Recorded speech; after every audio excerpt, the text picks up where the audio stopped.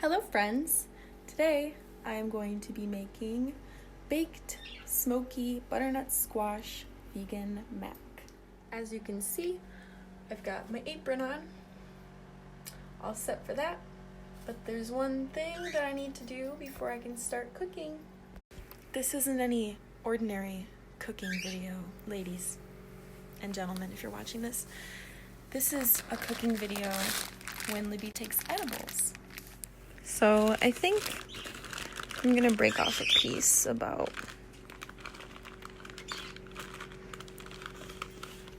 this big. So I'm gonna eat this and then give it like 45 minutes and start chefing. Well, I started with the filter, so I'm just gonna leave it on because it might be weird if I change it, and it's kind of cute. But I'm gonna flip the camera so you can see what I'm doing. So I have to start with cutting vegetables. The vegetables for this recipe: butternut squash, lemon, which is definitely not a vegetable. I meant fruits and vegetables, and garlic. So while I'm here, I'll show you the other ingredients that go in this recipe. I've got breadcrumbs because I'm gonna bake it with a bread topping. I have nutritional yeast because it's vegan and I'm making vegan cheese out of that and raw cashews.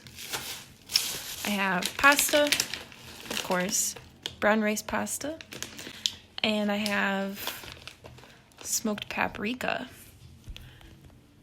And basically, I'm gonna need some like salt and pepper and olive oil and other stuff, but it's a pretty simple recipe overall. I already started step one when I got home, like 2 hours ago, which was to soak the cashews so that you can blend them and make sauce out of them. So as you can see, they've been doing this for like 3 hours now.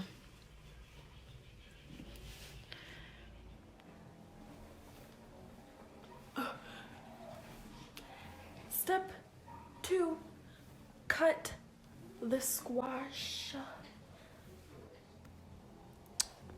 So right now, I'm holding the phone in my neck while I try to record myself cutting the squash. But this is really hard. So I forgot that this recipe also takes Dijon mustard, but my dumbass forgot to buy some at the store, so I'm doing it without it. But you can also add that to this if you'd like. Also, I don't know if there's like a trick to cutting butternut squash, but I spent a very long time trying to peel it or cut the rind off or whatever. So yeah, I got that done.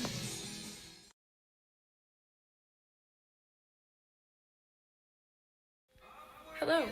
So I took the squash and I cut it into little squashes. It doesn't really matter the shape because you're gonna blend them anyways.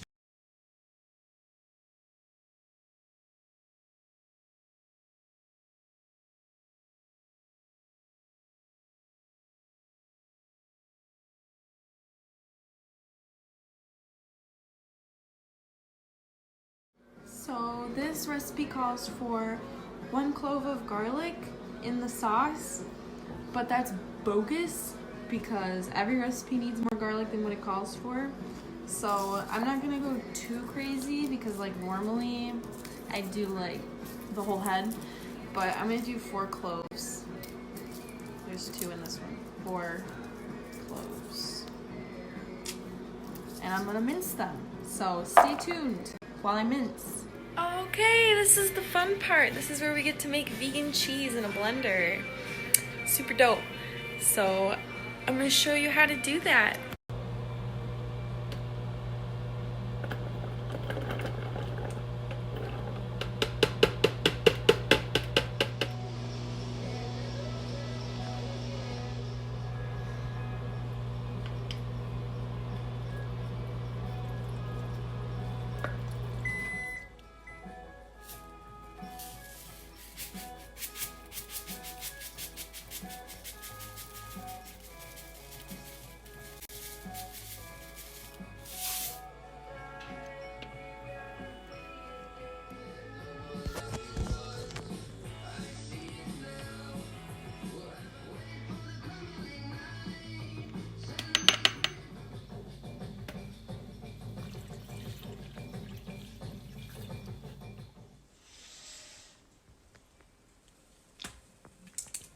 really worried about how this is gonna taste because I'm not really familiar with a lot of these ingredients, like nutritional yeast, stuff like that. So I don't know, I'm gonna blend it up. I just put everything in there and I'm gonna see how it tastes, I think, after I blend it. So see how that goes.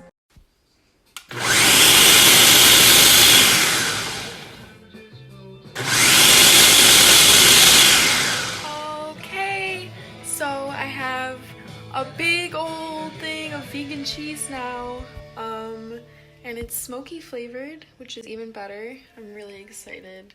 All I have to do now is make pasta. I can do that even when I'm high. So this is my first time using this pasta. It's called tankiata.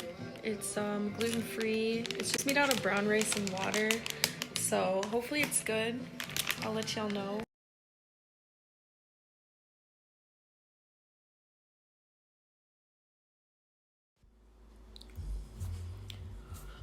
This recipe is also gluten-free, so feel free to make it for all your gluten-free homies, except don't put the bread topping on top because that has gluten and your gluten-free friend would not like that at all.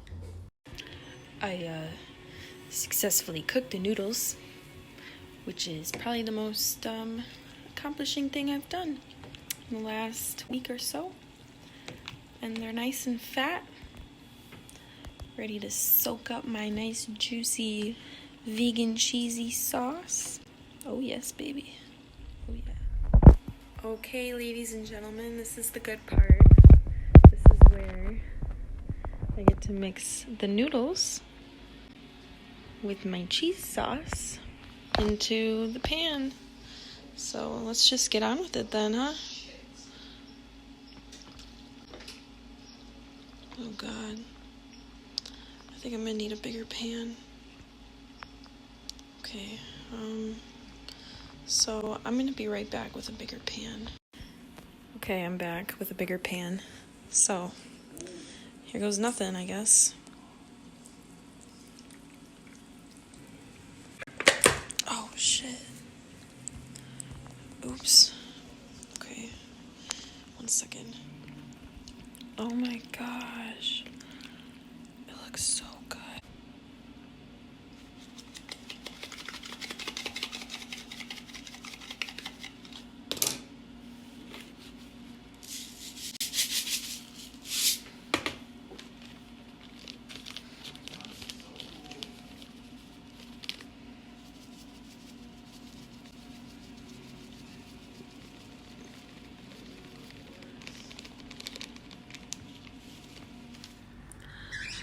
So I forgot a vital ingredient, which was the olive oil in the breadcrumb mix.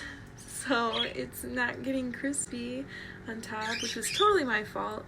But I added some olive oil and hopefully that'll fix it. Damn it, I was so close to getting it perfect too.